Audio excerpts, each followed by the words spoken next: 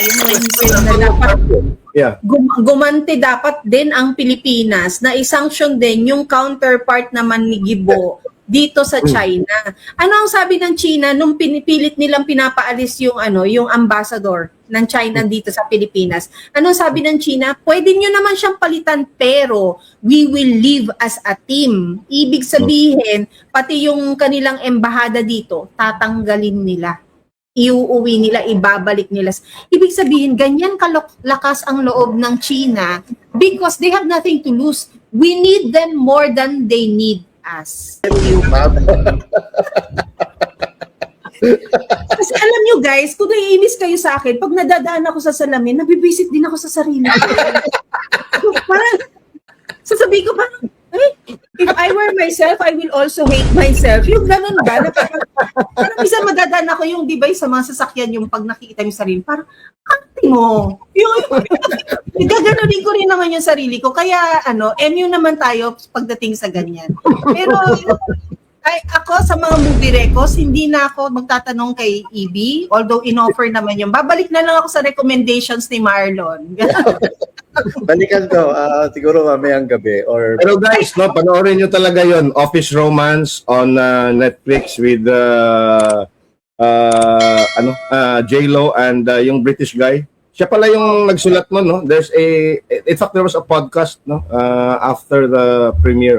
He wrote I think he wrote pero marami rin magandang pelikula si J-Lo, di ba? Kanya rin yung Made in Manhattan, tama?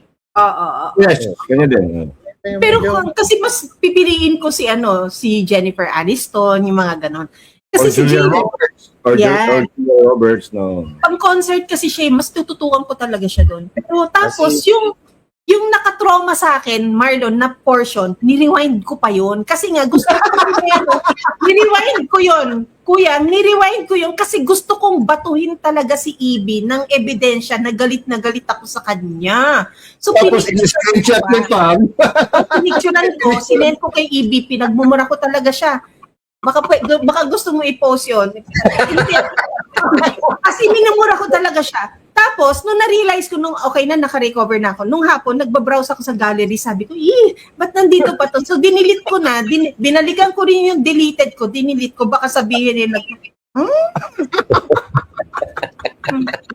Paborito ko yung itlog. Paborito ko ang itlog. Nung yung kinakain ko yun, nanonood ako, parang, naduwal talaga ako. Ewan ko kay Ibi. Pero wag lang i-spoil, no? Happy ending naman. Happy ending. Maganda. Wag lang yung part na yun. Yung part na yun, hindi nga si J-Lo yun eh. Diba? Kung si J-Lo pa yun, baka ma-appreciate mo ng konti. Ewan ko. Well, sorry nauna yung light moment natin, it's the weekend naman. Pero kahapon, di ba? Kahapon na araw ng ating kalayaan, dalawang bersyon ng mensahe sa sambayan ng Pilipino ang ating napanood. Ang ating napakinggan. Mensahe na mula sa isang konsididor ng kamalian, si Bongbong Marcos, at mensahe mula sa ating pangalawang Pangulo na, alam mo yung makikita mo kay VP Sara yung kahit paano frustrated na rin siya, no? Pagod na rin. Dahil laman na rin ng mensahe niya. Gusto ba natin mapakinggan yung kay VP Sara o yung kay Bongbong? Sige. Yung kay VP na lang kasi motherhood statement lang naman yung kay Bongbong eh. Napaka-plastic at walang sinseridad. Pero hindi naman yung interesting point doon yung mismong speech ni Inday. Yung sidebar interview, ambush interview sa kanya. Which is, I think, yun yung ipi-play mo ngayon, Pam, no? At yun ang title natin. Yes. Pero to give it context, yung kay Marcos, ang parang pinakasabi niya, huwag pansamantalahan ang pinag-ipunan ng iba, pinagpaguran ng iba. Yung kay Marcos. Pwede ba dito? Pwede ba mag-30 finger sign dito? Hindi naman, nag-PPI nga si Kuyang eh. Huwag na rin, baka ma-splice ka. Eto, pakinggan natin si VP Sara. I am the constitutional successor, no? I am the next in line ayon sa ating constitution. At meron akong sinumpaan noong ako ay nag-assume ng office of the Vice President. At nakalagay doon that I will preserve and defend the Constitution. So So, wala sa aking mga kamay ang pagsasagawa ng extra constitutional means, no, to overthrow the current administration. At hindi ko din gusto yon. Hindi ko gusto agawin yung posisyon ni Bongbong Marcos. Gusto ko makita ng taong bayan hanggang sa dulo kung gaano ka walang hiya si BBM. Ano nga ba kawalang yan si BBM? Bakit, Kayo umabot, bakit umabot sa punto ng ganon yung tono ni Inday? No? Well, unang-una, ako muna, unang-una kasi, yung naratibo kasi ng mga kakamping, mga loyalista, even ni Claire Castro, no, yung naratibo kasi nila is this, no? Sinisiraan ni Inday, si Bongbong Marcos, dahil gustong-gusto niya na raw na maging Pangulo. Diba yun eh. Mula pa nung umpisa, no, nang nag-criticize na si Inday sa mga polisiya ng gobyernong ito. So sinabi ni Inday yun. At I agree, no? It is not for Inday Sara, the Vice President, to call for the ouster of Bongbong Marcos because she is already the constitutional successor. So it's like saying na kasi sabi ni Inday, gusto kong makita hanggang dulo kung gaano ng taong bayan, kung gaano kawalang hiya si BBM. Meaning to say, nakita na ni Inday, pero hindi pa ata nakita ng sambayan ng Pilipino lahat. So, kaya sabi niya, hanggang sa dulo na to, kung kaya pa ninyo. That's the subtle message doon. Kung kaya pa ng sambayan ng Pilipino, ako'y handang-handa na maging Pangulo. Because it's not my call, it's your call. So ito yung sinasabi ko, Pam at Marlon, noon pa, no, na the Filipino people, no, manhid na eh. Dalawang EDSA, wala pa rin nangyayari, no? Ngayon, mukhang tumaas yung threshold. Kailan ba gustong lumabas ng taong bayan at idemanda na tanggalin or mag-resign si Bongbong Marcos? Effectively, yun ang mensahe ni Inday. Kung kaya ninyo hanggang 2028 pa, edi okay lang ako kasi ako nga yung pangalawang Pangulo. I'm the front runner of the 2028 elections. By all means, Inday Sara doesn't have to do anything. Diba? She doesn't have to prove anything. All she has to do is to survive and stay alive. Diba? Kaya ang mensahe doon. Oo. And politically also, ang kailangan lang niyang gawin is to do the opposite of what Bongbong Marcos is already doing the wrong way. 'Di ba? Para siya yung talagang makikita ng tao na best to counter the wrongdoings of Marcos. If Marcos is magnanakaw, hindi ka ganito. If Marcos is tamad, kita niyo naman ang sipag, 'di ba? From her Independence Day engagement to yung sa wake nung bata, yung si Rene, 'di ba, dahil inuwi na ng Davao, tapos kung ano-ano pang mga engagement nakikita natin na hindi natin nakikita kay Bongbong Marcos, ha. Na hindi natin nakikita. So, yun lang, tama ka kuya, kaya lang yung hindi mo rin mawala yung awa na mapapagod din kung tayo nga sa bayan ng Pilipino napapagod. Ano pa itong mag-isa lang na nilalaban yung mga para sa interes ng mayorya ng tao, 'di ba? Kahit sabihin pro Sara ka o hindi ka pro Sara, ang VP siya ng buong Pilipinas eh. Hindi siya VP ng believers niya lang. Okay, ako. Sige, Marlon. Una, yung tama yung sabi mo, no, na hindi nagmamadali si VP Sara. Kasi kung alam lang natin nagmamadali, maraming malalaking rally nilulunsad. Hindi lang yung hakbang ng Maysog, yung Rage Coalition, wala siya ron. At katunayan, may mga preparasyon nga eh. Yung may mga event na isa sa malaking preparasyon, yung motorcade, nationwide motorcade. Nung sumiklab yung digmaan sa Middle East, anong sabi niya? Dinidiscourage niya. Diba? Yung kanyang mga supporters na about sa motorcade. So marami mga pagtitipon na hindi nilalahukan ng isang VP Sara na malaking bagay sana para yun ang magpa-ignite lalo sa galit ng taong bayan para pabagsakin ang Bongbong Marcos. Pero ayaw niya yan. At wala rin naman sa layunin yan nung hakbang ng Maysug at ng iba pang mga iba't ibang organization na nananawagan ng Marcos resign. Doon sa sinabi ni VP Sara na gusto niya makita kung gaano kawalang niya si Bongbong Marcos, ang galing nun, natumbok yun. Kasi, saan una naging walang niya ang isang Bongbong Marcos? Yung pulburon video. Yung pulburon video, may issue na ron ng paggamit ng ipinagbabawal na gamot. Hindi pa rito nagsasalita ang isang kapatid niya, ang ate niya, si Senadora Amy Marcos. Pagtapos ng pulburon video, ano mga lumabas na eksena? Araw ng kagitingan ba yun? Sumasaludo siya sa watawat ng Pilipinas. May white powdery substance. Sa ilalim ng- Marlon, uhog. Uhog saka white powdery substance. Tapos meron din nagtatalumpati siya na sinisipon siya. Meron Dugo. din nagsalita siya, Dugo tumudugo ang lagid niya. Diba? Ito yung mga pangitain o manifestasyon na Walang hiya siya? posible na gumagamit ka ng ipinagbabawal na gamot at dahil ganyan, naturingan ikaw ang commander-in-chief, ikaw yung ama ng bayan, may issue sa iyo ng paggamit ng ipinagbabawal na gamot na pwede mong patunayan na hindi ka drug addict sa pamagitan lamang ng Test. polypill drug test. At mismong ate niya ang nagsasabi. So yun lang, outright na kawalang niya yun sa taong bayan. Pinaka-hindi Well, na kawalang niya ng Bongbong Marcos, yung sinabi niya yung 5,500 flood control projects. Doon pa lang sinampal na siya ng katotohanan at mismong sumampal ng katotohanan sa kanya yung inang kalikasan. Kasi matapos niyang sabihin yun, biglang umulan, bumagyo at talaga namang binaha yung mga kababayan natin na hanggang ngayon hindi pa rin nakaka-recover. Hanggang ngayon, umiiyak pa rin sila paano bayaran yung mga sasakyan na galing sa financing na hindi na nila mapakinabangan o gumastos pa sila para ma-recover lamang yun. Ano pa kawalangyaan niya? Ito, yung pagpapanggap niya na siya raw ang nag-umpisa para tukuyin yung flood control projects.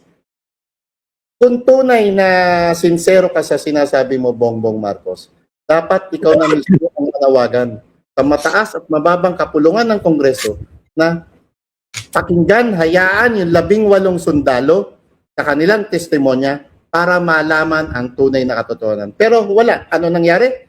Ginugulo nila yung Senado.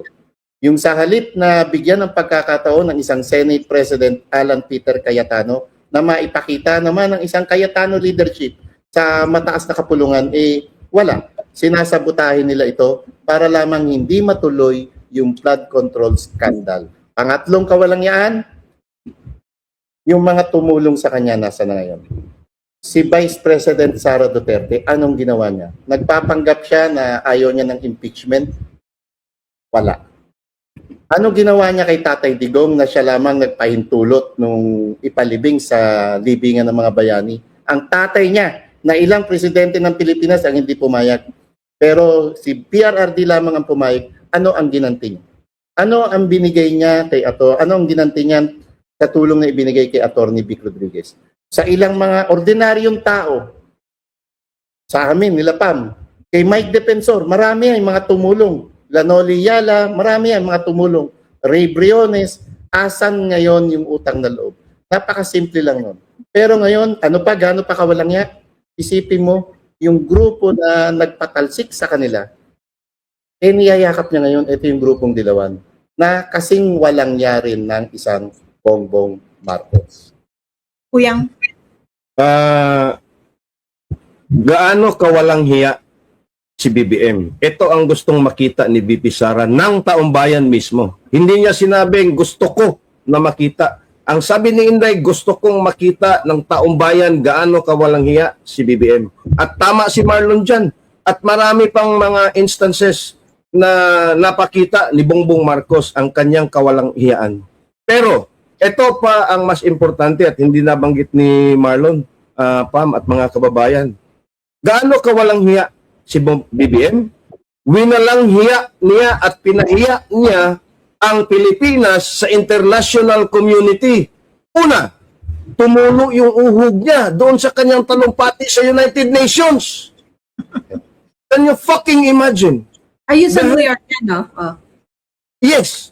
Mm. And ano pang nangyari doon?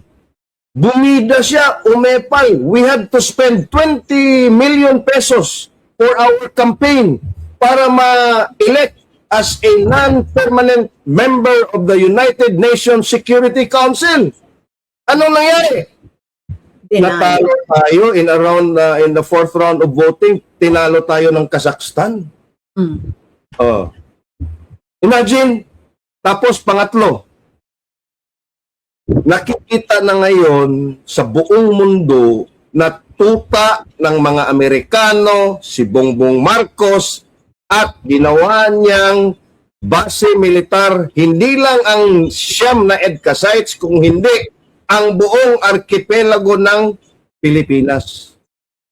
Okay lang sana noon, 2 bases, doon sa Clark at doon sa Subic. May treaty tayo, meron tayong agreement doon. Pero ngayon, gaano kawalang niya at pinalawalang. EDCA bases, practically, they are sovereign dyan sa kanilang EDCA sites.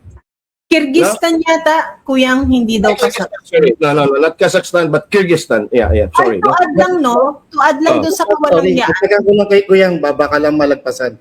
Alam pa kawalangyaan ni, ito yung sa international community, nung nilabag niya yung protocol, na bigla siya lumapit kay Xi Jinping, di Si ba? Jinping.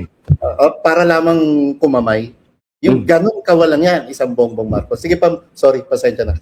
Yeah, Eh, yung ipinadala mo yung dating presidente na naglingkod at mahal na mahal ng sambayan ng Pilipino, na na hindi mo nirespeto bilang tao na lang, na siya ngayong sinasabi din at laman ng mensahe ni VP Sara sa kanyang panayam, no, na ang soberanya at ang kalayaan ng bansa, hindi yan matatamo kung hindi mo pinaglalaban. Eh si Marcos, saan tayo din? Unang-una, sa mo dinala yung dating naglingkod?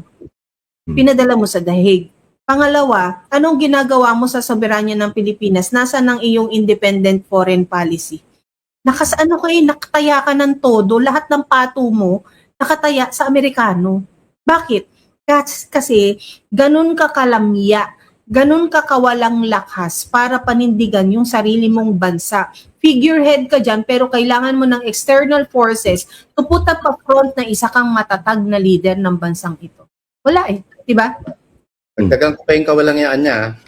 Una, yung pagpirma sa pambansang budget na tinaguri ang pinakakurap, pinakamanumalya at pinakabasura talaga na pambansang budget ng Pilipinas. Pirmahan niya ba naman yun nang may blankong BICAM report? Gaano pa kawalangyaan? Umabit na. Pinangalanan na ang kanyang executive secretary. Pinangalanan na ang kanyang budget secretary. Pinangalanan na ang kanyang public works secretary. Pero may ginawa ka bang aksyon? Gaano pa kawalangyaan? Naglabas siya, nagtatag siya ng ICI na wala rin nangyari. Binigyan niya ng pondo, walang nangyari. So, ganyan kawalangya ang isang Bongbong Marcos. Kaya tama lamang ang sinabi ni Vice President Sara Duterte. I want your take on this. Gets ko si Sara, pero hirap na ang taong bayan. Please, not at our people's expense.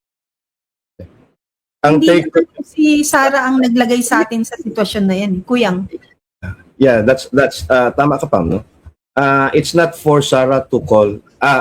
Tingnan mo, sino bang nag-elect ng ating mga leader? Mga tao, tayo. Kay VP Sara at kay BBM. Therefore, balikan natin yung konstitusyon. We are the real sovereign. All power emanate from the people. So it's not for Sara.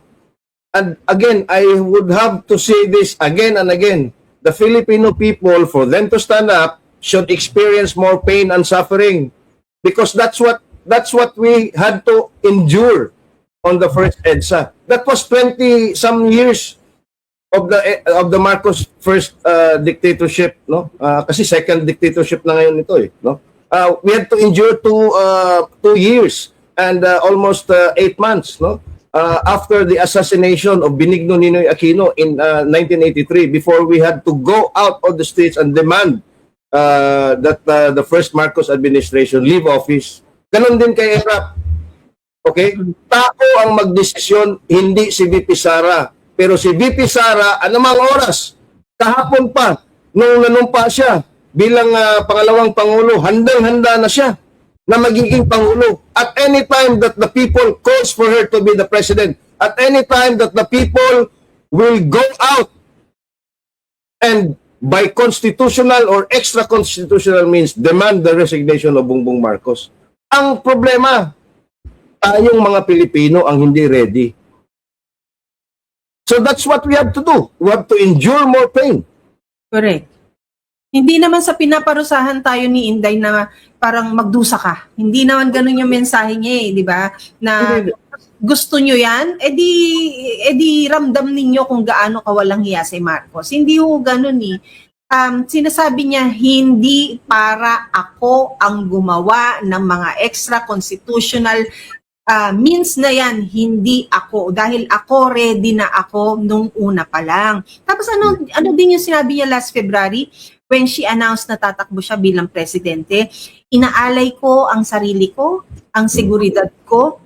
Ilang beses niya ba hihiwain ang sarili niya para ilapag sa ating hapagkainan at sabihin na ito yung taong ready na para sa amin. Ilang beses niya inoffer ang kanyang sarili. Pero wala tayong ginagawa. Tapos hindi naman niya and then we are not suffering because she wanted us to suffer. Hindi rin Hindi siya masyadong self-serving kung siya ang gumawa, kung siya rin naman ang beneficiary. Diba? At hindi si VP Sara ang atat maupo sa Malacanang. Totoo. Ang tunay na atat dito para mapanatili sila sa kanilang pwesto at hindi na bitawan yung palasyo ng Malacanang, yung Bongbong Marcos mismo. Higit sa lahat, yung kawalangyaan ng isang Lisa Araneta. Kasi kung si Inday lang yan, ano ba yung hiningi niya? Hayaan nyo na lang ako magtrabaho. Di ba? Yun lang naman yung hiniling niya. Kung siya lang yan, baka kung siya lang yan at binigay ng tama yung budget ng kanyang ahensya, di ba? Ang daming nagagawa niyan. Ang dami sigurong laman ng kanyang food truck. Di ba? Hindi yung iniinsulto dahil Milo lang ang naibibigay, noodles lang ang naibibigay, 1 round lang ng meal ang kayang isupply. Wala hindi pinondohan. Pero maraming salamat sa mga private sectors dyan na ang buhos ng kanilang tulong nasa OVP. Diba? Dahil nakikita nila na kalinya nila ng prinsipyo at pag-ibig sa bansa ang Office of the Vice President sa pagkatao ni VP Inday Sara. And we now, and we now see the logic and the brilliance and the beauty of those OVP satellite offices. Yes. And here we see the beauty of the governance style of a VP Sara Duterte. With a limited budget being thrown around, ini-intimidate, pinapailan ng kung ano-anong kaso, impeachment at kung ano dyan, pero she still managed to do all these things. Why? Because the governance of the Dutertes, it's not about them. It's not them. It's, ano bang ginawa ni Inday? Very simple. You have a framework on disaster response.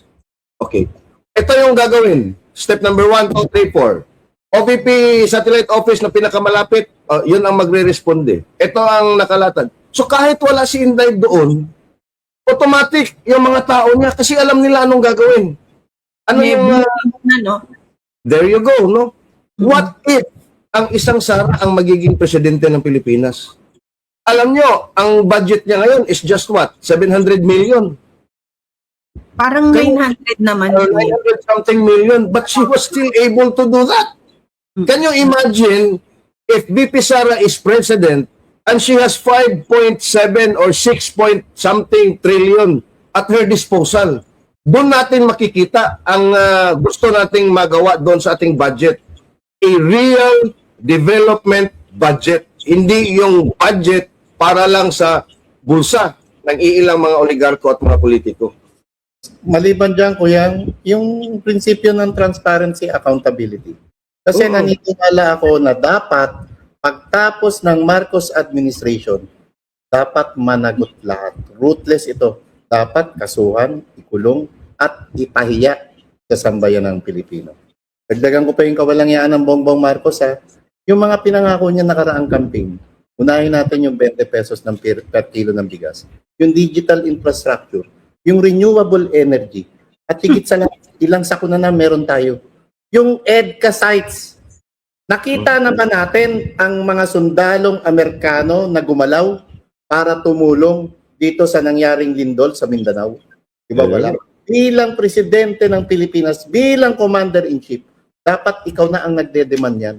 Dahil ikaw ang may pananagutan sa sambayan ng Pilipino, higit lalo patuloy ninyong kinikis-kis ang posibleng pagsiklab ng digmaan sa pagitan ng Pilipinas, Amerika o pagsawsaw sa gera sa pagitan ng Amerika at China.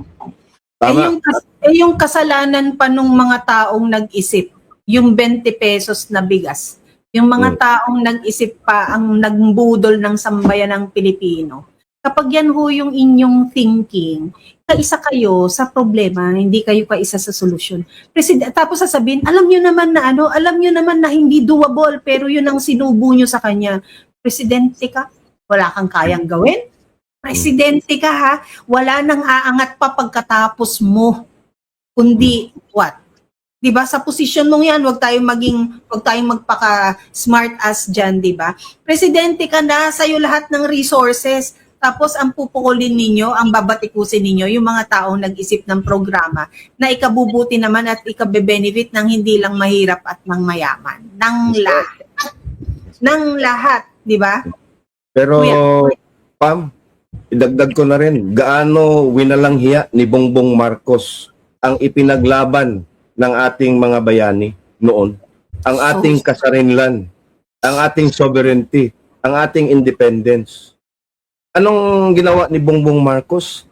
Ha? Inialay niya ulit yung buong sambayan ng Pilipino for the addition of 5 more EDCA sites and 2-3 more in the pipeline. Gustong magtatag ng mga Amerikano ng base militar sa Davao kasi doon nila ilalagay yung kanilang strategic fuel reserves para sa American military. We now have a 1,600 hectares, yung tinatawag na PAC Silica, kung saan mga kumpanya ng Amerikano at mga Israeli ay doon gumagawa at gagawa pa ng mga weapons of war. At anong mga ginagawa ng mga Israeli? The genocide in Gaza, the genocide in southern Lebanon, yung pag-atake nila sa kanilang mga neighbor, yung Zionist regime in Israel. Kaya winalanghiya tayo. Tingnan mo yung mga Israeli doon sa Siargao. Anong ginagawa nila sa mga local tourists at mga local businesses doon? Walang respeto ang mga putang inang Israeli na yan. Because tuta nila, effectively, si Bongbong Marcos. 5 Israeli artificial intelligence companies are set to hold office. At mind you, mga kababayan, meron silang sariling sovereignty dyan sa loob ng 1,600 hectares na yan. It's as if it's 1,600 hectares of US territory. Hindi tayo pwedeng manghimasok. Tapos, wala pang renta. Tulad ng EDCA. Ano gayon ang ginawa ni Bongbong Marcos? Ang ating mga colonizers, yung umalipin sa atin, ang mga Amerikano, ilan ang namatay during those occupation of the Americans? Ilan ang namatay at pinatay ng mga Hapon? Pero ngayon, we have joined at the hips with the Japanese. Alam mo, Marlon at Pam, ito nakakahiya, no? Ang supposed to be scrapped na mga Navy vessels of the Japanese, ay putang ina, hindi na nila in-scrap, Marlon, Pam. Binibigay nila ngayon sa Pilipinas. Now, it's supposed to be second hand, no? Hindi na nila yan dapat gamitin. They will destroy it because of the technology na nandun sa loob ng mga barko na yan. Anong kapalit dyan? Ang kapalit dyan, dahil barko ng mga Hapon, yung mga Hapon will now have to force themselves para sa training, para sa maintenance. We have to buy parts from the Japanese. The same with what the Americans did to us for the last 40 years. Ganon ka walang hiya. At now, ano pang ginawa? And this is probably not the final nail in the coffin. China has already sanctioned Gibo Teodoro and his immediate families. We've never seen this happen before. Maraming kaaway yung China, nakikikompetensya sa mga Amerikano and even in Europe. Pero this is the first time. And Na specific sila, no? China sometimes will sanction just specific companies and businessmen. Dito Kuya- pa, Marlon, this is very alarming. Because Gibo Teodoro is the Secretary of our National Defense. And then ano ang sinasabi ng isang kanino comment kay Carpio yata yun when he said na dapat Yeah. gumante dapat din ang Pilipinas na isanction din yung counterpart naman ni Gibo dito sa China. Ano ang sabi ng China nung pinipilit nilang pinapaalis yung yung ambassador ng China dito sa Pilipinas? Ano ang sabi ng China? Pwede nyo naman siyang palitan pero we will live as a team. Ibig sabihin, pati yung kanilang embahada dito, tatanggalin nila. Iuuwi nila, ibabalik nila. Ibig sabihin, ganyan kalakas ang loob ng China because they have nothing to lose. We need them more than they need us. Exactly. Yun yung dyan yung lesson dyan. Pero, are we to tolerate kung ano yung mga maling ginagawa? Hindi. Pero, wala tayong tinanim na madiplomasyang relasyon sa kanila para sana mapag-usapan at hindi umigting yung init ng ulo o init ng sitwasyon o init ng mga issues sa isang mas marahas na gawain. Wala tayong ganun eh. Pero sino nakikita natin sa mga okasyon na involved ang Filipino-Chinese community? Lisa Marcos. Bakit ikaw? Ba't hindi na lang bakit hindi si Marcos na siyang merong mandato, na siyang merong dapat alam mo, hinuhulmang relasyon dito sa bansang ito. Tapos ano yung makikita nating bonding activities ni Lisa with this embassies. 'Di ba? Nagto-toast kayo, nag-cheers kayo sa mga champagne flutes ninyo. Kaya siguro yung last event, yung recent event, siguro ang China naging matalino na rin. Sige nga, i-neutralize natin ng konti itong power play ni Lisa over us. Invite nga natin si Alan Cayetano. Yun. They could have invited Win Gatchalian na Chino. Tumbok mo, Pam. I agree at talagang tumawa ko doon. Brilliant move on the Chinese embassy. Brilliant move. So, parang sige nga, pilayan natin tong palakekak na to, di ba? Pam, alam mo yan, minsan na-invite tayo, di ba? Sa mga Chinese businessman community. Narinig ng dalawang tenga natin. This was 2 years ago o last year na talagang yung ekonomiya, yung mga negosyo nila bagsak. Tapos balikan ko lang yung kay Gibo Teodoro, yung pinag-usapan natin dito, di ba Pam? Alam natin, iisayungan natin na tagos ito, yung pag-ban kay Gibo Teodoro na isang defense secretary at alter ego ni Bongbong Marcos. Tagos ito sa pagmumukha mismo ni Bongbong Marcos. Alam mo ang nakakatakot dito? Kayang gawin ito ng bansang China sa isang defense secretary ni Bongbong Marcos. What more kung gawin niya ito para sa mga kababayan nating OFWs? Ilang OFWs ang nasa Hong Kong? Almost 500,000 o 400,000. Ilan ang OFWs na nasa Macau? Mga nasa 50,000. Ang nasa China, libo-libo. Idamay pa natin ang Taiwan, 100,000.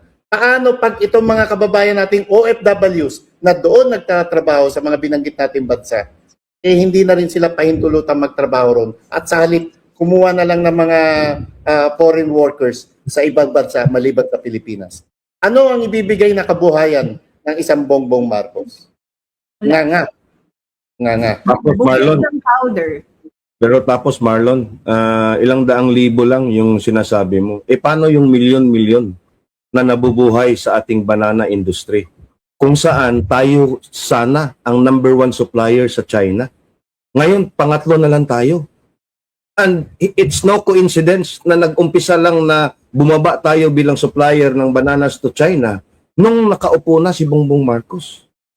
Hindi yan, it doesn't need to be a genius to realize na ang dahilan dyan is Bongbong Marcos. Because we have already seen that in history. Nung nangyari yung kaguluhan, yung hostage taking ata yun, na may namatay na mga na mga Hong Kong, ano ba yun? Yung sa bus. Ay, sa Anong ginawa? sa Luneta. Administration yan. Panahon ni Pinoy, anong ginawa ng China? They did not completely ban the export of Philippine banana to China. Anong ginawa nila?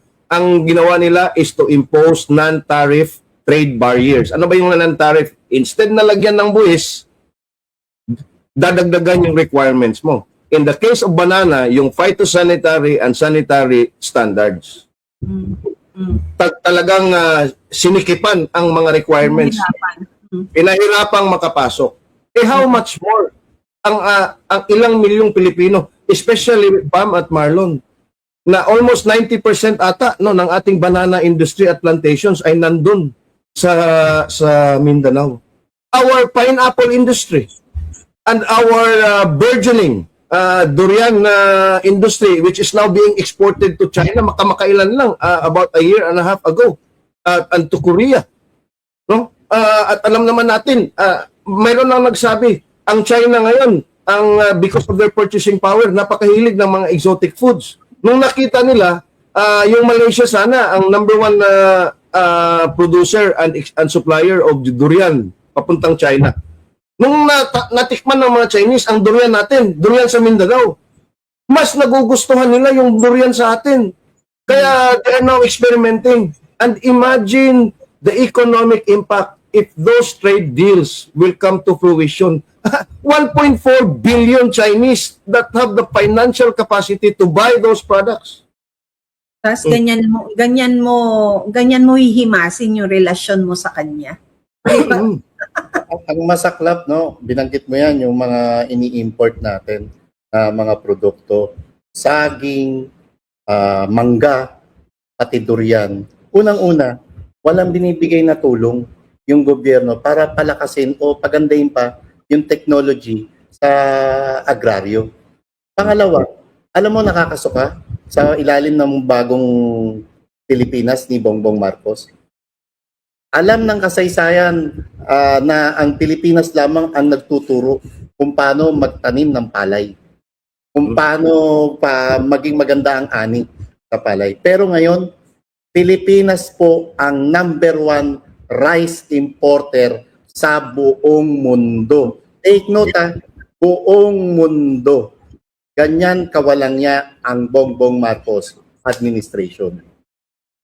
Tapos ang nakakasaklap at nakakalungkot pa dyan, Marlon at Pam, yung mga dalubhasa ng mga producers ng rice, top producers of rice ngayon sa Asia, especially sa Thailand, Indonesia, Malaysia, and even from China. Saan ba nag-aral? Dito sa International Rice Research Institute sa IRI. Tapos ang masaklap pa, Pam, tag-ulan na. Dapat planting season na. Anong sabi ng China? We will stop exporting our fertilizer for the moment. Alam Ganon mo ba, din yung idea. share ko lang sa inyo, nabanggit ko na to kay Pam. Alam nyo ba ang China, sa isang building, kayang-kaya na nilang magkaroon ng piggery. China o Thailand? Sorry. China, Pam. China, di ba binanggit ko na ko sa ito nung may ka-meeting ako nakaraan, dating ambassador. Alam mo ang China, building, kuyang, imaginein mo ang building. Yung 15th floor hanggang 28th floor, nandun ang piggery nila. Mapapatining, mapalahat, pati sa breeding, di ba? Tapos yung ilalim, nandun ang slaughter, tapos nandun na rin ang distribution. Nang walang amoy. Nangyayari yan sa bansang China ngayon. Ganun na ang agraryo ng bansang China. Tapos ang tanong, saan mapupunta yung mga duminon? Meron ng dadampot na truck. Yung water treatment facilities nila, meron ng pipick up sa truck. At yung lagay doon ng mga dumi, pati yung mga pinagdumihan ng mga baboy o lahat ng pit sa katayan, automatic nagiging fertilizer at automatic nagagamit nila pa ito na ibang product. Mapahalo lang. Paano? Ganyan ang technology. Tayo, Wala kasi nakapokus ang gobyerno sa politika paano babuyin ang pamilya Duterte at wala talaga para magserbisyo sa sambayan ng Pilipino. Dagdag ko lang yung vertical farming na sinabi ni Marlon. Pigire yung sinabi niya, no? They are also doing that sa poultry, no? Yung broiler at saka yung layer. And not only that, Marlon at Pam, they are also doing vertical farming on a massive scale doon sa mga pananim. In fact, meron silang 10-15 stories na vertical farms, no? Each floor growing different vegetables, different herbs, no? Different kinds of flora, no? Of plants, no? Kaya tayo po ay hindi naman tayo sinasabing pro-China or anti-US. At I think it was Alan Cayetano sa live niya kagabi. Pwede naman tayong hindi magiging anti-China. Pwede naman tayong hindi magiging anti-US, pero pro-Philippines. We just have to balance it out. We do not want to be sandwiched between the competition of these great superpowers. We respect both of them. And we should respect also our independence and our sovereignty. Pero walang hiya talaga si BBM, Marlon at Pam. Ngayon, pupunta siya sa Russia on June 17. Oh, ngayon, anong kawalang hiyaan yan? Tama si Marlon. He acknowledged Senate pro tempore Win Gatchalian doon sa kanyang talumpati. Instead na maging neutral, sabi nga ni Atty. Baligod, kasi separation of branches of government, kung equal yan, di dapat manghimasok yung Malacanang. Bakit nandun si Win Gatchalian and in-acknowledge pa niya na Senate pro tempore, effectively acknowledging him as the Senate President, na wala pa ngayong desisyon. At dapat sana it should be the Senate who will decide on that, not him, not Bongbong Marcos. Kasi nga, yun doon mo makikita na yung event na yun, pamumulitika. Di ba? Yung event na yan, ang taas-taas mo, angat na angat ka sa entablado, sino ba yung mga tao sa baba? Nagpapakita ka ng personification mo na dapat tinitingala ka. Tingnan mo si Inday, tamang akyat para sa speech niya, baba, halubilo sa tao, groundworks, legworks. Ikaw, puro ka motherhood statement, tapos puro pamumulitika ang laman ng iyong mga sinasabi. Turo, Pam.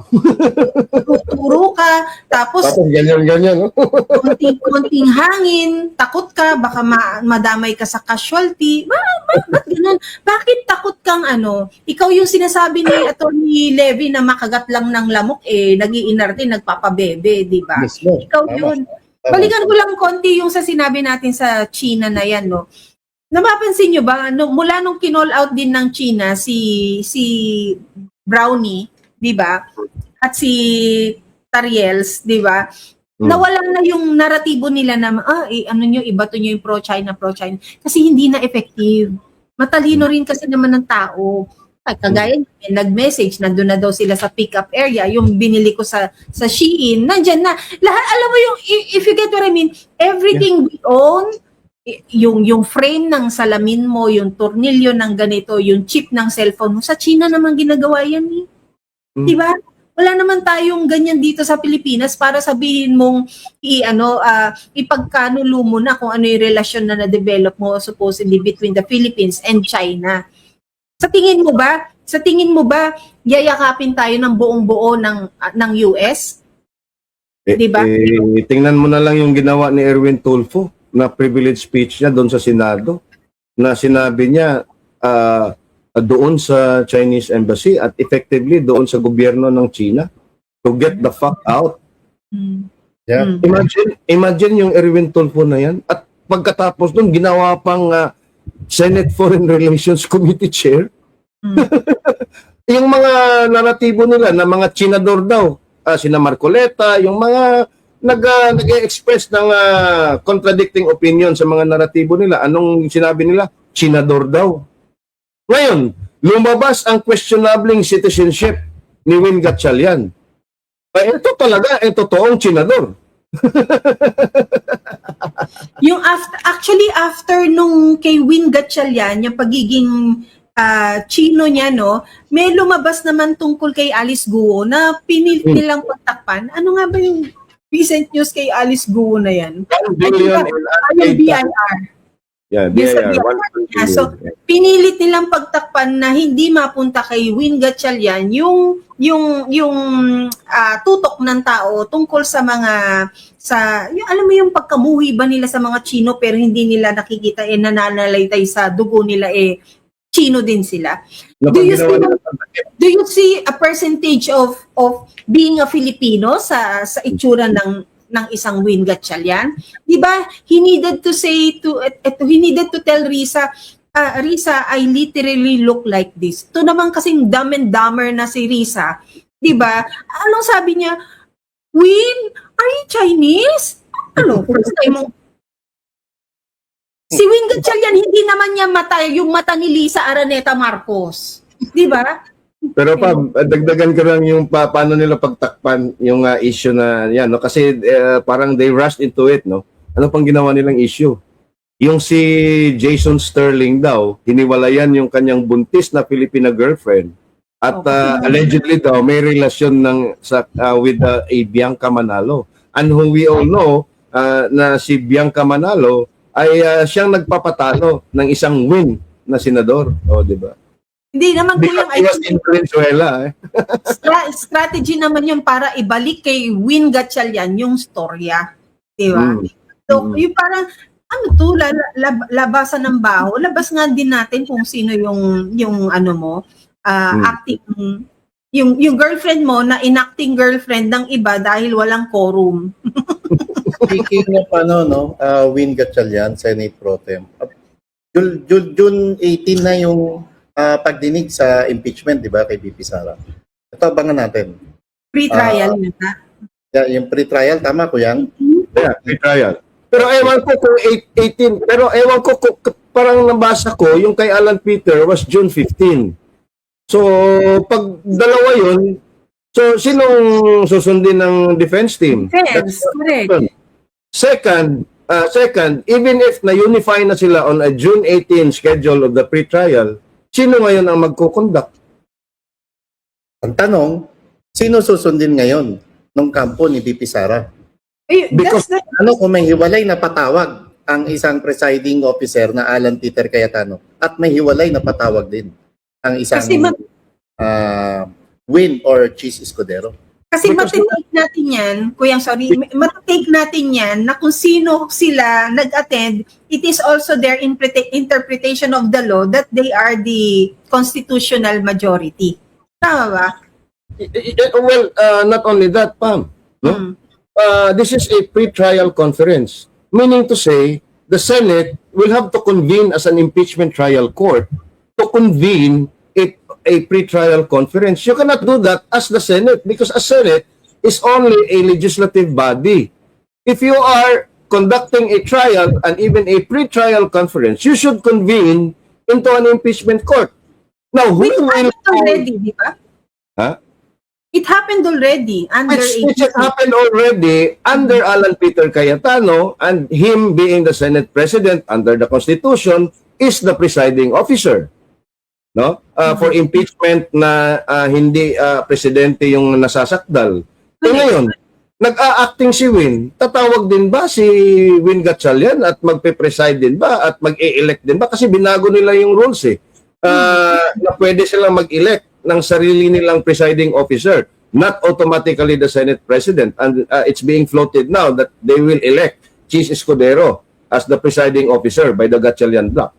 Ang tanong ngayon, Kuyang, come June 15 or June 18, kinakailangan bang mag-convene muna ang Senado sa plenaryo bago umpisahan yung pre-trial sa impeachment? I think so. And I think the pre-trial will happen in the plenary. Yeah, in the plenary. Ito yung impeachment court. Yeah. Mag-convene ba muna? Kasi nung nakaraan, nung nagbukas yung nung unang nag-convene ang impeachment court, nag-session muna sila sa plenaryo. Ito ba sa June 15 o June 18, mag-session muna sa plenaryo bilang mga senador o diretso nang bubuksan yung impeachment court at ang mangunguna bilang presiding officer yung legit at lehitimong Senate President Alan Peter Cayetano. Yun ang problema, Marlon, no? Kasi hindi naman tayo ekspertong sa legal at hindi man tayo abogado, no? Kasi sa tingin ko, yung impeachment trial court convened by Alan Peter, yun na yung impeachment trial court because we've never seen na nag-convene si Win Gatchalian. And it was adjourned, meaning to say, si Alan Peter lang muna ang pwedeng magtawag to convene the impeachment trial court. And the Senate is in recess. So you cannot hold a session sa plenary unless the President calls for a special session. However, the Senate, as an impeachment court, they can actually do their business. Kasi separate yung pagiging impeachment court mo sa pagiging Senado mo. Senado mo. Anong mangyayari dyan on June 18? Kasi alam mo, kaya ko rin natanong to, kasi isa sa nakapagpaalala sa akin, pag nag-convene ang Senado, baka lumutang na ang isang Joel Villanueva. Ayun na nga Okay. eh. Ha? Okay. Pag walang ipinatawag na special session ang Bongbong Marcos, pero pag nagpatawag siya ng special session, Yun. ito pa rin yung kawalangyaan ng Bongbong Marcos dito. Ha? Pag walang patawag, come July 27, sa mismong zona ni Bongbong Marcos, Doon. nyo ba sa umaga kinakailangan mag-open-close ng mataas at mababang kapulungan ng Kongreso? At posibleng mangyari, pag hindi nangyaring special session at posibleng mangyari, sa umaga pa lang, doon na bumaliktad ang isang Joel Villanueva at sa umaga pa lang, matanggal na bilang Senate President ang isang Alan Peter Cayetano. So pagdating na bago na ang Senate President ng Pilipinas.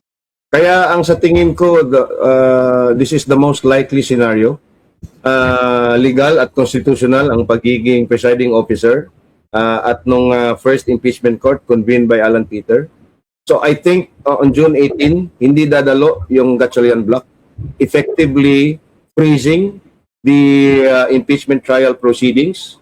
At doon na lang muna sila mag-aantay on July 27 in the morning, and kung meron na silang numero, doon ipapasok si Joel Villanueva or kung sino man, at magiging mayorya na sila, magiging Senate President si Gatchalian, and then doon na mag-resume ang impeachment trial. Kasi kanila na constitutionally ang majority ng Senado. Pero 'di ba, if you don't perform your function, it's like giving it justice na yung nagpe-perform ng function nila sila yung talagang mayorya. And in this case, sila APC. Because if Win Gatchalian will have to wait for July 27, and within those days na hindi nila kinikerry out yung duties nila, hindi nila ni-recognize na sila yung kiniklaim nila na mayorya. Tama ba? Di ba ganun yung magiging assessment ng court? They can also do that, no? They can also attend, I think, no? They can also attend, pero magki-question sila if Alan Peter is still the legitimate presiding officer. So by that way, mai-stall pa rin yung impeachment. But the mere fact that you call yourself an acting Senate President, acting capacity ka lang, and by the time na lahat kayo nandoon, mag-aagawan ba yan literally na dapat ako yung nandyan sa taas, dapat ikaw yung nasa baba? Yun yung tanong kasi. Yan ang problema. Literally. Kaya nga kung ako lang, no, unsolicited advice, no, probably this has never happened in our country's history. Dapat mayroong resolution ang Senado, pirmado ng lahat ng mga miyembro nila, and file an urgent motion to the Supreme Court. Sa tigas ng ulo ng Gatchalian faction, pipirma yan sa hindi nila initiative? Hindi, urging the Supreme Court to decide on the constitutionality of the quorum at yung ano ba talaga yung totoong definition sa quorum in matters of the Senate as a legislative body in electing their officers, at ano ba talaga yung 2/3 to convict an impeachable officer. Saan ba talaga na? Yun, para sa tingin ko, yun ang mas civil at mas diplomatic way para ano talaga yung Supreme Court to act with sense of urgency, no? Because again, this is a constitutional crisis. No, well, I'm not saying na gagawin nila or hindi. Ito lang yung advice ko. Ang question is, papayag ba yung Gatchalian Block? Or Ayaw even nga nila ng civil and diplomatic. Sila nga yung sila yung barbaric. Hmm. Sila yung walang sila yung walang direction, sila yung walang respeto. You have to remember, sila nga yun nandyan illegally. Tapos gusto nila ng diplomatic way. I don't think so. Huwag natin kalimutan na mismong Chinese-Filipino businessman community ang hindi kumilala kay Win Gatchalian. Considering na halos kalahi nila ang isang Win Gatchalian. Kalahi ka. Tapos ipasok ko na lang tong balita na rin to, no? Yung tatay niya, yung Ace Site Holdings niya, no? Na nagde-develop ngayon diyan sa Manila Pavilion ba yan? Short pala ng 1.7 billion ang budget nila kaya hindi na ma-open at hinihinto muna yung development. So medyo may maraming maletang kailangan pa si Win Gatchalian, no? Para hindi mabaon sa utang yung tatay niya doon sa kanilang reclamation ba yun? Yung Manila Pavilion, yung na-damage, Marlon, ewan ko. Kasi yung brief before COVID, 1.7 billion ang budget nila para ma-reconstruct at mabago, no? Ngayon na 3.6 billion na pala yung kailangan. Kaya nag-suspend muna yung A-site at saka yung retained earnings nila na 700 million ay hindi na lang muna nila ginagalaw. Kasi kulang pa sila ng 1.2 billion or something. And they are looking for source of funds, no, para and they are postponing till 2028 daw pa, Marlon. 2028 daw sila mag-o-opening. How convenient yung taon na yon. 'Di ba? Yeah.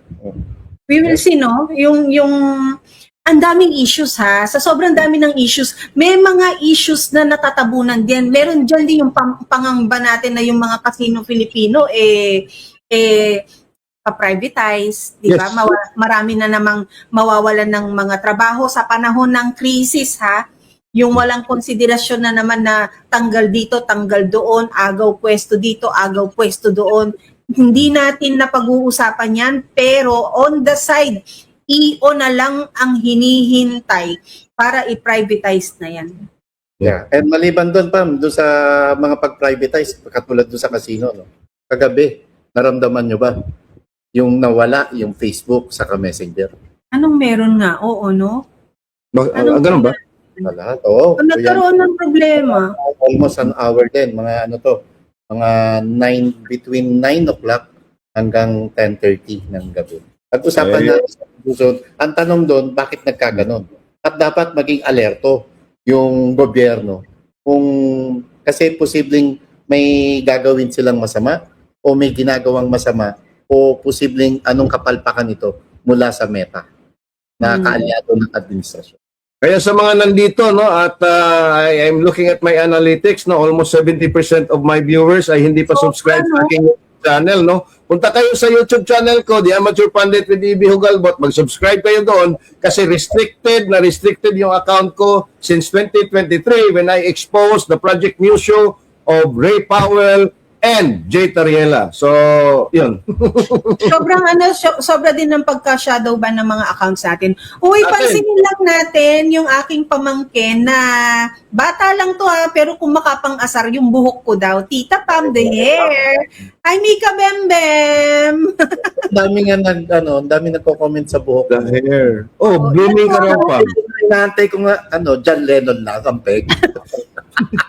Kahit ano to, Pero layo ganda pa, and shoutout din sa kumpare kong si Boy Lazaro. Yung message na. Parang ano yan parang Brooke Shields, Brooke Shields, May paghulma. Parang kulang na lang kami way yung gawin mo. Gigigil ako sa'yo. Panoorin nyo po ang Office Romance sa Netflix. Recommended 100% by E.B. Hugalbot. And then come back here on Monday and tell us bakit gusto ni E.B. yung pelikulang yon. Okay? Hindi ko gusto yung pelikulang yon.